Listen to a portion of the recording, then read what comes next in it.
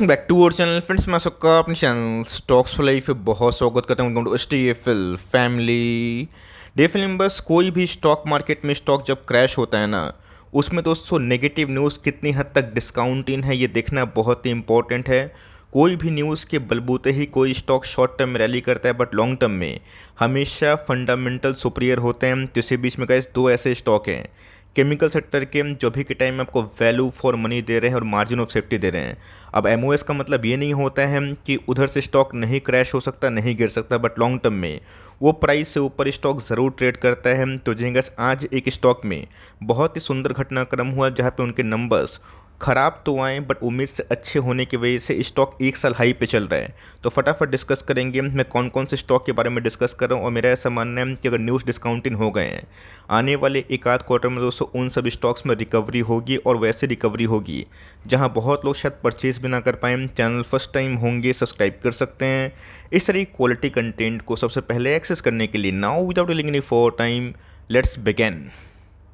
आज एक स्टॉक के नंबर्स हमें देखने को मिले, ये कैसे एक उदाहरण है। इसको छोड़ के मैं और दो स्टॉक के बारे में डिस्कस करना चाहूँगा, लेकिन दोस्तों इधर पे इंटरेस्टिंग क्या है, ये चीज़ सीखना और समझना बहुत ही इंपॉर्टेंट है। अगर आप इनके रेवेन्यू देखें तो 1472 से आज कितने हो चुके हैं, तो 1057 रुपीज़ इन करोड़, मतलब दोस्तों रेवेन्यू में बहुत ही मेजर डिक्लाइन देखने को मिल रहा है। क्वार्टरली फ्रंट की बात की जाए 1122 से, उसमें भी गैस गिरावट हमें देखने को मिल रही है। तो मोटा मोटे गैस जब रेवेन्यू इतने डाउन होंगे तो प्रॉफिट के फिगर जो होंगे ऑफकोर्स उसमें भी हमें एक डाउन साइड मूवमेंट दिखाई पड़ सकती है। तो हुआ भी गैस ऐसा ही 158 करोड़ से अगर आप देखें, ये गैस 96 करोड़ के आसपास प्रॉफिटेबिलिटी शो किया। बट क्वार्टरली फ्रंट की बात की जाए उससे थोड़ी बहुत इंप्रूवमेंट हमें देखने को मिली। तो ध्यान रखिएगा, इतना मेजर क्वार्टरली रेवेन्यू में या फिर ईयरली रेवेन्यू में डिक्लाइन के बावजूद भी और नंबर्स इतने पुअर होने के बावजूद भी इस स्टॉक में दोस्तों कुछ उल्टा ही घटनाक्रम देखने को मिल चुका है। स्टॉक की बात की जाए तो आज गैस इस नंबर्स के बाद 6.5% के आसपास तेजी देखने को मिली और दोस्तों ये मार्केट आवर्स में ही आए।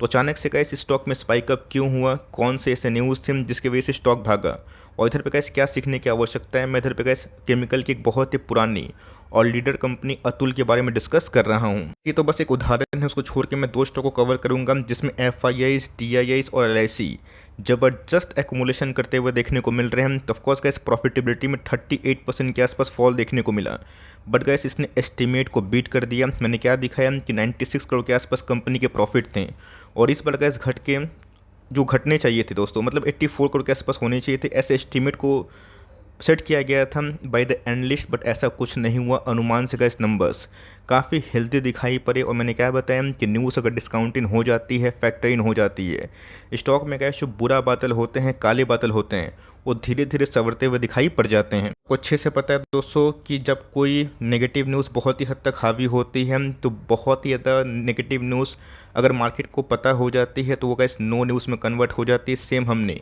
रेट हाइक के साइकिल में देखा, सेम हमने इन्फ्लेशन को देखा और उसके बावजूद भी निफ्टी ने लाइफ टाइम हाई हिट किया। डो जोन्स की बात की जाए एक साल हाई को हिट किया। और इसी के साथ अगर आप देखें अतुल ने वही एक साल जो हाई है उसको क्लेम करने की कोशिश की। तो ऑफकोर्स गैस बहुत लोग मुझे पता है इस स्टॉक को अफोर्ड नहीं कर पाएंगे, काफ़ी महंगा है। लेकिन यस, कौन कौन से ऐसी कंपनी हैं जिनके एक्सपोर्ट थोड़े वीक हो सकते हैं लेकिन कंपनी में काफ़ी दम है, जहाँ पे दोस्तों जोरदार एक्यूमुलेशन बाय द ऑपरेटर्स हमें देखने को मिल रहे हैं। सबसे पहला जो स्टॉक है दीपक नाइट्राइट लिमिटेड, मैं इसको क्यों कवर कर रहा हूँ पता है, बिकॉज कोई भी स्टॉक जो मल्टीबैगर बनता है ना उसकी बहुत सारी खूबियाँ होती है। जैसे कि आरओसी की बात की जाए, आरओई की बात की जाए, कैशेज बिजनेस की बात की जाए, प्रोमोटर की जेन्युइनशिप की बात की जाए, बहुत सारे फैक्टर्स होते हैं। ऑफकोर्स का दीपक नाइट्राइट सबका पंच आप सबको अच्छे से पता है कि 3000 का स्टॉक 2000 के नीचे इसलिए ट्रेड हो रहा है बिकॉज अभी के टाइम में केमिकल्स में वो तेज़ी नहीं है। बट मेरा ऐसा मानना है कि देरी या फिर सेवर गैस चीज़ सुधरेंगे और जो कंपनी में गैस एफआईआईएस और डीआईएस और एलआईसी बड़ा एक्यूमुलेशन कर रहे हैं उसको गैस जल्दी बेचना मूर्खता हो सकती है। इतना गैस नहीं खरीदना आपकी मर्जी की बात है। मैं कैलकुलेशन बताऊंगा कि कौन कौन से कैलकुलेशन से आप लॉन्ग टर्म में वेल्थ क्रिएट कर सकते हैं। आपने देखा दोस्तों डायनामिक केबल्स कैसे भागा, आपने देखा केया इंडस्ट्रीज कैसे भागा, आपने देखा कि चोला फाइनेंस कैसे भागा, आपने देखा कि पॉलीकैब कैसे भागा, आपने देखा कि वीबीएल कैसे भागा, आपने देखा कि एस्टेल कैसे भागा। जब वो सब कंपनी भाग सकते हैं तो कभी गिर भी सकते हैं। और जो कंपनी अभी के टाइम परफॉर्मेंस नहीं करी, इसका मतलब ये नहीं कि आने वाले कल में नहीं करेगी। तो दीपक यूनाइटेड कैसे एक टॉप क्लास कंपनी है विद टॉप क्लास मैनेजमेंट। और मेरा ऐसा मानना है कि इस प्राइस डिक्लाइन में अगर न्यूज़ फैक्टर इन हो जाती है और जितना का इस मार्केट उम्मीद कर रहा है कि वीक एक्सपोर्ट होंगे, अगर उसमें थोड़ी बहुत रियायत होती है तो आने वाले कल में गैस जो केमिकल्स आपको परेशान कर रहे हैं उन सब में तगड़े पैसे बन सकते हैं। गैस कैच होता हुआ देखने को मिल रहा है। अगर आप ठीक से ऑब्जर्व करें और समझने की कोशिश करें, आपको पता है कि एक क्वार्टर पहले, 2 क्वार्टर पहले प्रोमोटर्स ने खुद एक्मुलेशन किया था। अब दोस्तों अगर आप देखें, एफआईएस ने अपनी होल्डिंग को बढ़ाई है। डीआईएस की बात की जाए, वो तो गैस पिछले कुछ समय से वही कर रहे हैं जो 3, 4, 5, 6 क्वार्टर से कर रहे हैं। अभी के टाइम में दोस्तों एफआईएस को छोड़ के डीआईएस की होल्डिंग बहुत ही हाई हो चुकी है। और एज यूजुअल स्टॉक नहीं चला है तो ऑफकोर्स कुछ पब्लिक जो होल्डिंग है ना, जो वीक हैंड्स होते हैं वो निकल जाते हैं और वो वही स्टॉक में पैसे लगाते हैं जिसमें शॉर्ट टर्म में पैसे बने। लॉन्ग टर्म का थ्योरी दोस्तों वही होता है, जब सब लोग हार मान जाते हैं तब पैसे बनते हैं। आईटीसी में दोस्तों सब लोगों ने हार मान के बेच दिया कि 2 साल नहीं चला, 3 साल नहीं चला, अब क्या ही चलेगा, भंगार है। और वहाँ से गाइस उस बॉटम से आईटीसी 3x हो गया है ना। ये गाइस टाइम की आवश्यकता होती है। तो अगर पब्लिक होल्डिंग से माल छीना जा रहा है और एफआईआईस, डीआईएस और एलआईसी ले रहे हैं तो अपने आप में गाइस वो सब ना नोटिस करने वाली बात होती है। बात दोस्तों एलआईसी की आप सबको अच्छे से पता है कि बहुत ही फूक फूक पे सोच समझ के पैसा लगाते हैं। तो ऑफकोर्स गैस एलआईसी का स्टेक ना हर क्वार्टर ऑन क्वार्टर बढ़ता हुआ देखने को मिल रहा है। मतलब गैस प्राइस जैसे जैसे डिक्लाइन हो रहा है, एलआईसी का फेथ इस कंपनी में वैसे वैसे बढ़ रहा है।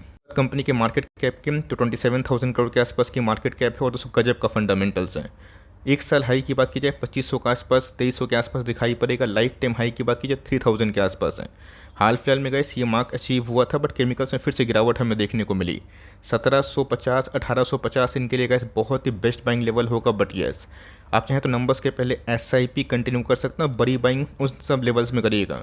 कंपनी के आरओसी की बात की जाए, आरओई की बात की जाए, जो गैस मुझे बहुत ही पसंद है। 25% के आसपास आरओई और 25% से ऊपर आरओसी मुझे गैस बहुत ही सम्मानजनक दिखाई पड़ते हैं। बात कंपनी के कैश की तो जो गैस कंपनी के कैश जो रिजर्व्स हैं, भंडार है, वो हर साल बढ़ रहे हैं और कंपनी के बोरोइंग्स ना के बराबर हो चुके हैं। तो मोटा मोटी गैस केमिकल की एक बहुत ही शानदार कंपनी और जानदार कंपनी भी है। अगर आप इसको होल्ड करेंगे, टाइम देंगे, पेशेंस नहीं हारेंगे। जैसे इंडिया मार्ट में बहुत लोगों का पेशेंस डल हो गया और जो लोग डल नहीं हुए, जो लोग थोड़ा सा होपलेस नहीं हुए, होप पाले थे, उनके पैसे बन रहे हैं या फिर लॉस रिकवर हो गए तो टाइम दीजिएगा, पैसे बनेंगे। अतुल का ही एग्जांपल ले लीजिए कि नंबर्स तो ड्रॉप डाउन थे बट एस्टीमेट्स अच्छे होने की वजह से कंपनी अच्छा खासा बाउंस बैक कर चुकी है। कंपनी की बात की जाए, बहुत लोग मुझसे पूछते हैं कि सर इसको कवर क्यों नहीं करते। दोस्तों मार्केट में इतने सारे स्टॉक्स है, हर बार कवर करना इम्पॉसिबल बात है। लेकिन फाइन ऑर्गेनिक दोस्तों अपने आप में एक बहुत ही शानदार बिजनेस मॉडल है और बहुत ही दोस्तों स्ट्रॉन्ग फंडामेंटल वाली कंपनी है। तो थोड़ा महंगा स्टॉक बट मुझे लगता है ये आपके पोर्टफोलियो में वर्थ ऑफकोर्स साबित कर सकता है। कंपनी कहाँ तक गिरेगी, कहाँ तक भागेगी किसी को नहीं पता। बीच में गए स्टॉक जब भागना शुरू किया ना, 1200, 1300, 1400, 1500 से सीधा गए 7,500, 7,000 का स्टॉक चला गया।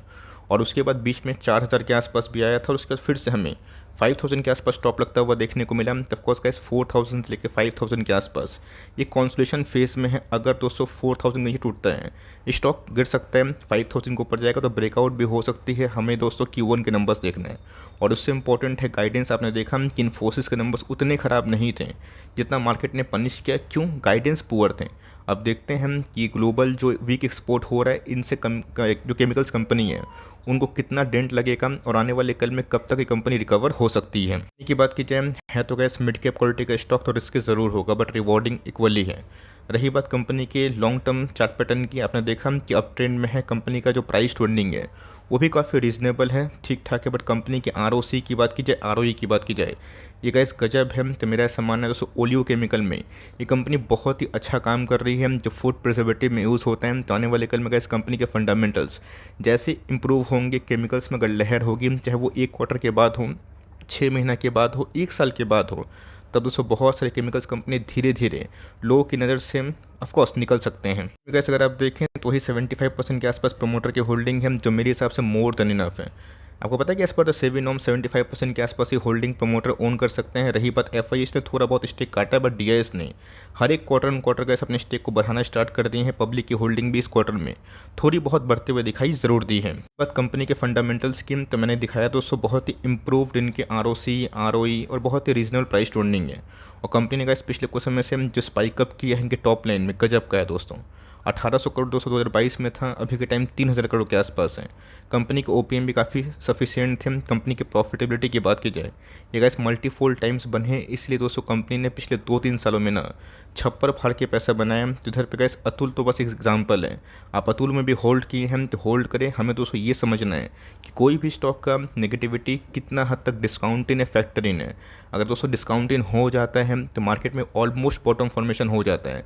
अब देखना बनता है कि इस बार दोस्तों जितने भी हेवी वेट्स हैं, वो दीपक की बात की जाए, नवीन की बात की जाए दोस्तों, और भी बहुत सारी कंपनी जो कि पीए इंडस्ट्रीज़ है, एग्रोकेमिकल में बहुत अच्छा काम कर रही है, आरती इंडस्ट्रीज है कैसा पेश करती है, और उसके साथ गाइडेंस क्या है। गाइडेंस ठीक होंगे कंपनी में, अगर जो एक्सपोर्ट है वीक है, बट आने वाले कल में अगर चीज़ सुधरेंगे तो मेरा ऐसा मानना है कि जितनी एफ एस टू सेक्टर ऐसा को परेशान कर रहे हैं ना, उनमें पैसे ज़रूर बनेंगे। लोग मुझसे पूछते हैं कि सर थोड़ा सा वेल्थ प्लानिंग के बारे में बताइए, जहाँ पे मैं बिना क्वार्टरली अपडेट उतना देखे बिना भी लॉन्ग टर्म वेल्थ एकोमुलेशन कर सकता हूँ। दोस्तों मैंने क्या बताया कि वॉरेन बफेट साहब ने क्या बताया था, कोई स्टॉक को खरीदने से पहले 100 बार सोचिए, और ऑफ कोर्स खरीदने के बाद उसको 10 साल होल्ड करें, वरना उसके ऊपर ना 10 मिनट भी टाइम वेस्ट ना करें।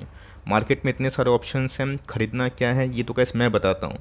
आप चूज़ करेंगे आपके अकॉर्डिंगली कि आप किसको होल्ड कर सकते हैं। तो अगर आप 220 साल में बड़ा पैसा बनाना चाहते हैं तो वो सब ज़माना गया है कि 5000 से 5000 करोड़। अभी दोस्तों थोड़ा सा इन्वेस्टमेंट बड़ा करना पड़ेगा, लाख 1.5 लाख रुपए लगाइएगा, और 24% की पर एनम, जो कि ये बहुत ही हद तक संभव रीजनेबल है।